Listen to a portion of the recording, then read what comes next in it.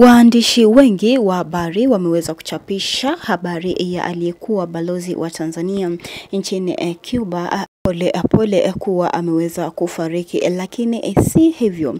Karibu katika habari zetu za sasa. Bonyeza alama ya like na subscribe niweze kukujuza za hivi punde ya Humphrey Polepole.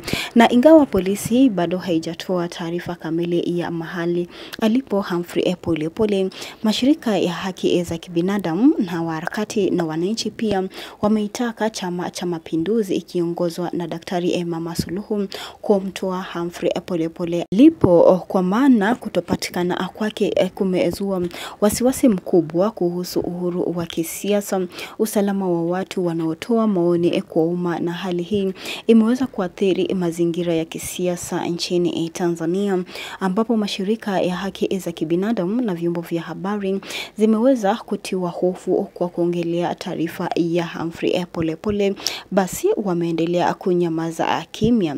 Na kwa kuwa polisi wamewaonya wale wanaopinga serikali, hili limeweza kuchochea na kusababisha ongezeko kwa vuguvugu la maandamano kutokea kwa vurugu pia. Visa hivi vimeweza kufanya makamanda pia wakubwa kugawanyika na wengine kuogopa athari za kisiasa, kwa maana hawa makanda wana maoni tofauti, kwa maana kuna wale wanaounga chama cha CCM, pia kuna wale wanaounga utekaji nyara, na pia kuna wale wanaopinga utekaji nyara.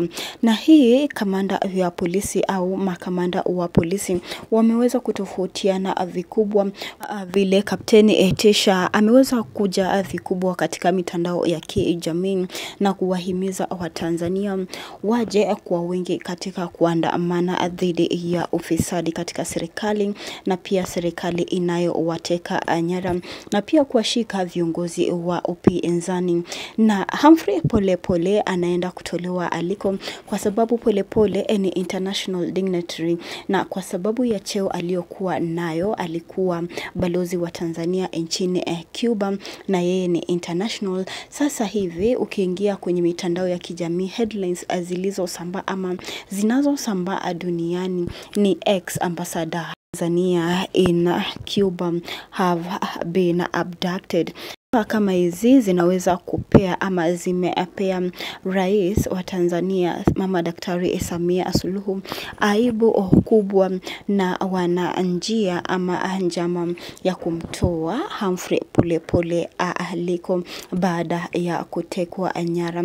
Ningependa kusikia kutoka kwako, hebu tueleze, kwa maana wananchi wameweza kusema kuwa maandamano makubwa yatafanyika ili hali hii ya utekaji nyara uweze kuisha, ama serikali ya Mama Samia Suluhu iweze kubadilisha mienendo ya utekaji nyara, ama kuwashika wale viongozi wa upinzani na kuwapea uhuru wa kuongea nacho. Lakini ningependa kusikia kutoka kwako, je, unaona kuwa jinsi Humphrey Polepole alikuwa balozi wa Tanzania nchini Cuba, na yeye ni international dignitary, tunajua kuwa aliweza kujiuzulu na hii abduction ambayo imetokea, je, unaona kuwa Rais Samia Suluhu anaendelea kupata sifa mbaya nchini zingine ama nchi za kimataifa?